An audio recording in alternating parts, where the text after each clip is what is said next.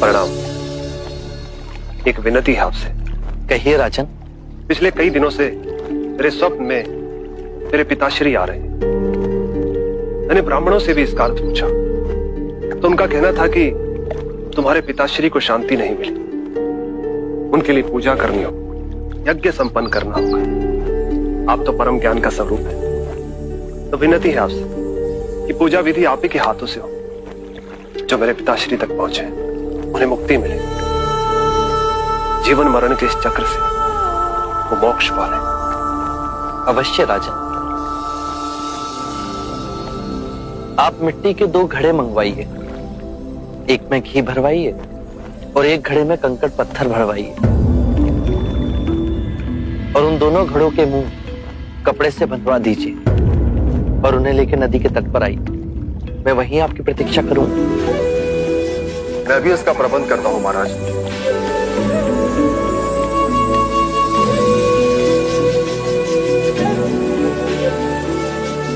महाराज, अब आप इन दोनों घड़ों को पानी में डाल दीजिए।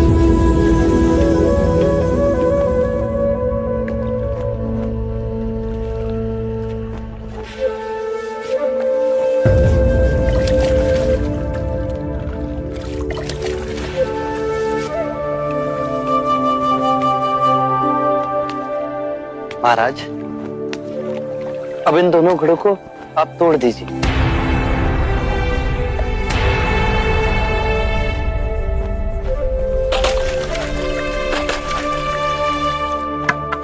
महाराज, अब आप ध्यान से देखिए कि ऊपर उठ पानी पर तैरने लगा। अब बताइए, मेरे या किसी और के पूजा पाठ करने से क्या यह घी नीचे बैठ सकता है? असंभव।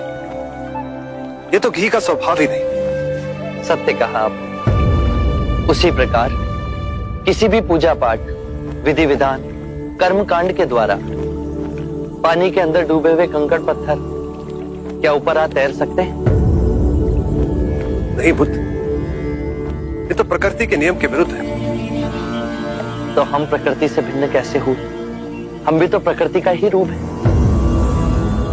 सत्य कहा बुद्ध। एक सत्य ये भी है राजन, यदि हमारे पूर्वजों ने अपने जीवन काल में कंकड़ पत्थर बोए, दुष्कर्म किए, तो वो स्वाभाविक ही कंकड़ पत्थर की तरह नीचे बैठ जाएंगे। और यदि उन्होंने अपने जीवन काल में सत्कर्म किए तो स्वाभाविक ही घी की तरह ऊपर आ तैरने लगेंगे। जो बोएंगे वही काटेंगे। परंतु इस शरीर रूपी जीवन काल में ही नहीं, अपितु इस शरीर रूपी जीवन काल के पश्चात वाली यात्रा में भी हम जैसे कर्म करेंगे वैसा ही फल मिलेगा। अब बताइए, इस प्रकृति के नियम को कोई पूजा पाठ, कर्म कांड, विधि विधान, यज्ञ हवन मिटा सकता है? राजन, मैं भी इसको नहीं बदल सकता। केवल अच्छे कर्म ही मनुष्य की मुक्ति का द्वार खोलेंगे। एक ऐसी तलवार है आपके हाथ में जो एक क्षण में सारे झूठ काट केवल ज्ञान को प्रकाशित करती है। ना जाने कितने जन्मों और भटकता में यदि आपकी कृपा ना होती, इस एक क्षण में आपने अपनी अदृश्य तलवार से मेरे अहंकार का सर भी काट दिया। धन्य है प्रभु।